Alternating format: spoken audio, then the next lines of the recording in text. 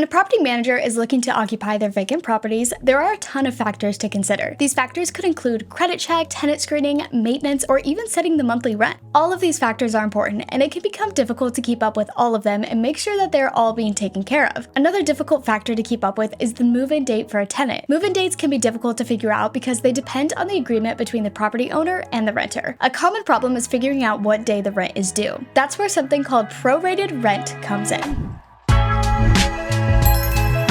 Welcome back, Loopers. My name is Sydney, and I'm a content creator here at DoorLoop. In today's video, we're going to be going over exactly what prorated rent is and how to calculate it to best fit your tenant's needs. So to get started, let's go over what prorated rent really means. We'll start off with some examples where it comes into play. Let's say you have to accept a tenant to begin renting out your property. You, the property manager, typically collect rent on the 1st of every month, but this tenant is moving in on the 20th. Obviously, the tenant doesn't want to pay a full month's rent if they're going to have to pay again in less than 2 weeks. This is where the property manager will do something called prorate rent. When the rent is prorated, it means that the full amount of the monthly rent is broken into smaller increments to accommodate those special circumstances where a tenant is not living in the property for a full month but still needs to pay rent. So in simpler terms, prorated rent is the amount charged to a tenant for the number of days they occupy the unit. This amount is based on the full monthly rent and is typically charged as a daily rate. So why should property managers prorate rent? Well, one of the most important things when it comes to property management is maintaining a good relationship between the tenant and the property manager. This is essential because it could save both parties from potential disputes and could even pave the way for future business. Since prorating rent is not a landlord's legal responsibility to calculate daily rent, it's still a very good idea. Apart from helping maintain a good relationship, it makes it more likely that your tenant will be better with their payments and follow all of the rules that apply to the property. However, if the tenant is forced to pay rent for days they weren't even living in the unit, they're not going to be happy about this. So for this reason, property managers should be sure to have a prorated rent amount outlined in their lease agreement to make sure that there is no dispute over this. With all that being said, how do you calculate prorated rent? The first thing that should be pointed out is that the prorated rent calculation should be clearly listed in the lease agreement. If it's not, it's important that the tenant is aware of this. However, if you're deciding to include it in your lease agreement, there must be some sort of calculation behind it. There are many ways that you can figure out this number, and we're going to be discussing them in this video. The 4 methods that I'm going to mention are using the number of days in the year, in an average month, in a banker's month, and the monthly rent. For each of these methods, I'll also be providing an example to help make the process a little easier. Let's get started with calculating prorated rent using the average days in the month method. This method involves taking the average number of days in a month and dividing the monthly rent amount by that number. So the first step is to calculate the average number of days in the month, which is 30.42. Then you must take the total monthly rent and divide it by this number. Finally, you'll multiply this result by the number of billable days that the tenant stayed in the property. For example, if a tenant moves in 15 days after the billing date and the property charges $1,000 in rent, the calculation is as follows: 1,000 divided by 30.42 times 15, which comes out to 493.1. This means that the tenant will only need to pay $493.10 for the 15 days that they've stayed on the property. The next method I'll be going over is using the number of days in a year. This method is very similar to the previous method, except it calculates the daily rent amount by using the number of days in a full year. The first step in this method is to calculate the total yearly rent. This is done by taking the monthly rent and multiplying it by 12. Then you divide this yearly rent by 365, the number of days in a year. Then you multiply this by the number of days after the billing date that the tenant has occupied the property. Let's use the same example from earlier. The calculation would be as follows: $1,000, that's the rent,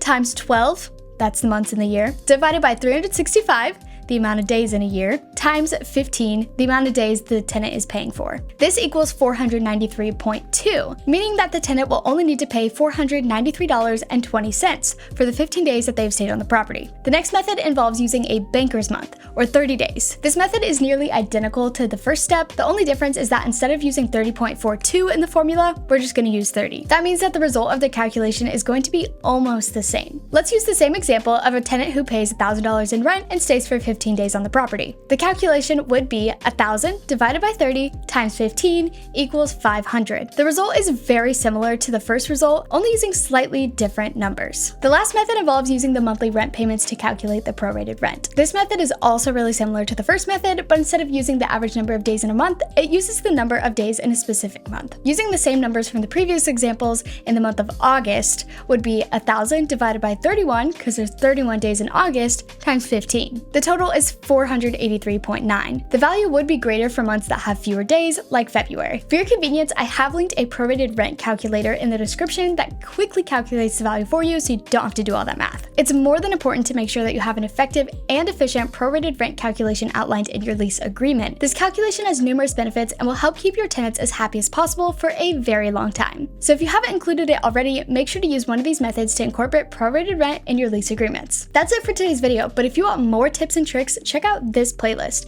Don't forget to give this video a thumbs up and subscribe. I'll see you in the next one. Bye!